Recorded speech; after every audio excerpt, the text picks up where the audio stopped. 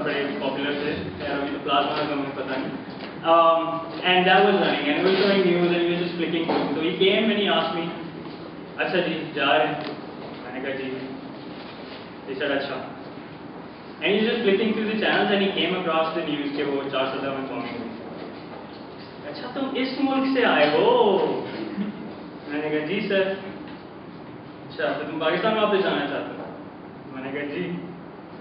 क्यों इधर से? मैंने कहा क्या करें? अच्छा जाओ बचाओ, देखो क्या कर सकते हो. मैंने कहा ठीक है सर. तो इस तरह करके उसने साइन करके दे दिया. इतराने लगा कि इंडिया बहुत अच्छा चलता है. And this kept happening every time I'd come, every time I'd leave. एक दिन हुआ क्या, and this was actually a pretty bad day because I had to get that registration without my passport because my passport was at another consulate. I went. It took the guy 5 minutes. He's like, passport क्या? मैंने कहा नहीं. And I was just दुआ कर रहा था कि मैं यार किसी तरह ही मेरे passport के वेयर कर ले. उससे कहाँ से? कोई मसला नहीं. मैं उसने करा दिया, 5 मिनट में उससे दे दिया. उसने कहा जाओ. Thank you. फिर यूँ करता है. क्या? फिर मुझे ख्याल है अच्छा क्योंकि ये पुलिसमैन बिल्कुल पाकिस्तानी पुलिसमैन के टाइप के हैं. मुझे बिल्कुल को पाकिस्तानी पुलिसमैन की तरह इनका सलूक करना. So I gave the guy a couple of $100. He's like, oh, thank you very much. No problem. जैसे चाय वाय पियेंगे, ठीक. तो उस वक्त से हो गया. फिर उस वक्त से मुझे ख्याल आ गया कि देखो पुलिसमैनों के साथ यही करना है. And it took me 6 months to realize this, but after that, for the rest of the year and a half that I had absolutely no issues with the policeman whatsoever, which is great. So what I want to say with this is essentially that on a bureaucratic level, they treat you like shit. They absolutely despise anybody and everybody coming in. This isn't just limited to Pakistanis. There was a university close to my school in which there were a lot of Afghani people because India उनको scholarship दे रहा था to come and study in India. So a lot of Afghanis had to go through the same shit. So it's absolutely really horrible.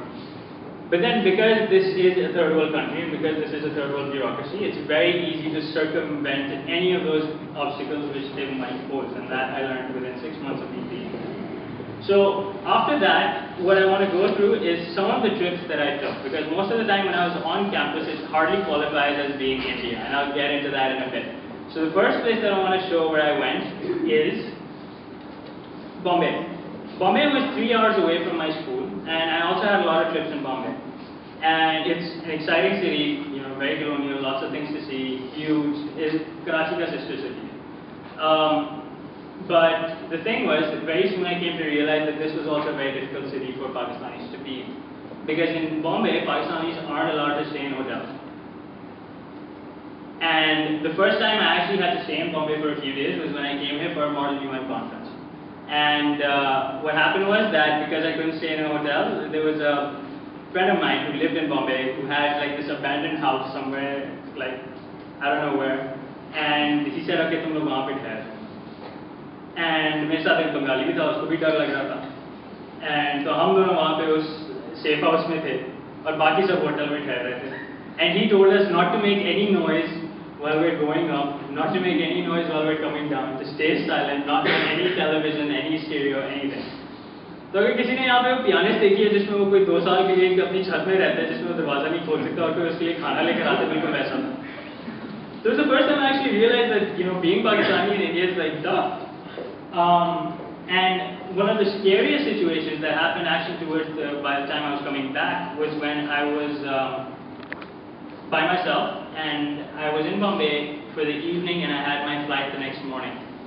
And I had to stay somewhere and I didn't know anybody who I could crash with. And so I said, okay, I'd have to check into a hotel. The sort of hotel I checked into was exactly the sort of southern basement hotels that I was telling you about. And this is the first time I actually had to come up with a story for them to allow me to stay there. So when they asked me, अच्छा तुम कहाँ से आए? मैंने कहा पुणे से, which is where my school was, so it was an easy answer. They said, अच्छा number लिखो. And so I wrote my number for the school, and then there was a separate category for home number, which also I had to fill out, and I put in the same number. And he looked at the registry, he's like, अच्छा तुम्हारा घर भी वही है, तुम्हारा school भी वही है. तो मैंने कहा हाँ रेजिडेंशियल स्कूल. तो अम्मा पापा कहाँ है? वो बाहर है. अच्छा. So he's like, पक्का तुम इंडियन ही हो? मैंने कहा जी सर. लेकिन I'm guessing उसको नहीं लगा. It was like I was very scared. And because of this, I had a very, very sleepless night. Because that night, what happens in these hotels is that they have police raids. Because hotels generally tend to be dense. There's a lot of illegal prostitution, drug dealing, all that sort of stuff. And a lot of illegal Pakistanis, I suppose.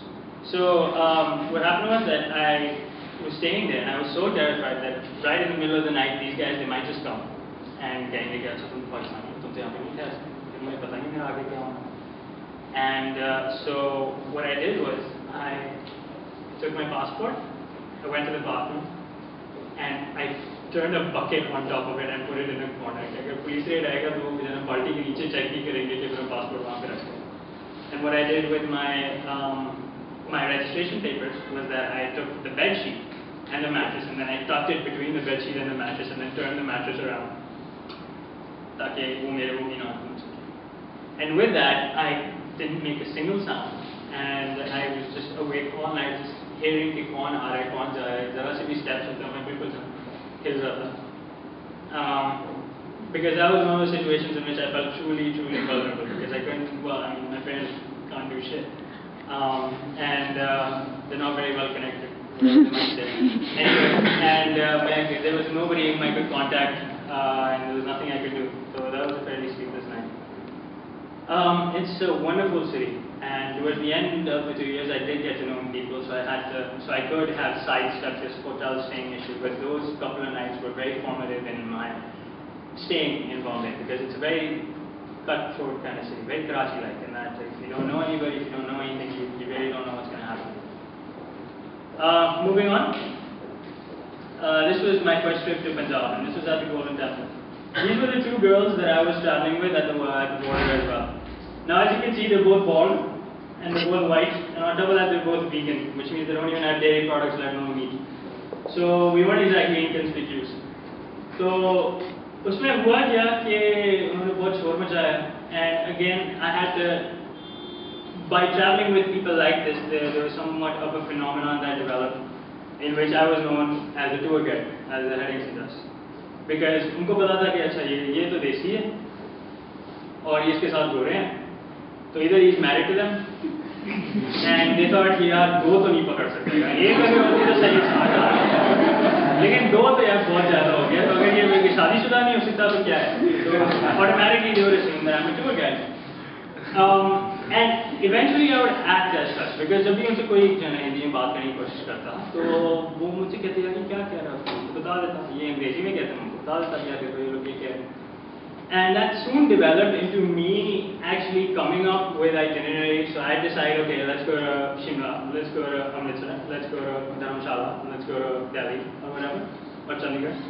And I would be the one deciding, okay, this is where we need to go, this is where we need to go, this is where we need to go. And I would be leading them because it would be easy for me to just walk through a place without anybody looking at me, with me knowing fully well exactly where I need to go and knowing exactly how to get there. And so that sort of developed, and I'll talk about it later on. But this was the Golden Temple, and it seeks one of their holiest sites, and it was actually quite an amazing experience because this entire place, they've got thousands and thousands of pilgrims that are coming there every day, and they have to stay somewhere. And the entire complex of the Golden Temple houses everybody who wants to be at the Golden Temple for free. So we stayed there for 2 nights and we didn't have to pay a penny. And they have 3 meals a day, which they cook, which they serve to everybody, again, for free, $1 rupees. And उनको फिर 4 बजे चाय देते हैं, फिर वापस 8 बजे चाय देते हैं, तो वो भी आपको मुफ्त में मिल जाती है. And on top of that, they have this voluntary system where everybody who's going there is asked to volunteer to be part of this system. तो हम लोग गए, हम लोग ने भी रोटियां बनाई, बाकियों के लिए उनको खिलाने के लिए. And it was so remarkable for me that a place which is housing thousands of people in a country as squalid as India, where you go, all the public bathrooms are like spotless. And I could not believe that they can logistically manage to have a spotless bathroom with the amount of people that are going there. और बिल्कुल मुफ्त का सब कुछ. So as a bureaucratic achievement, I thought it was marvelous. And on top of that,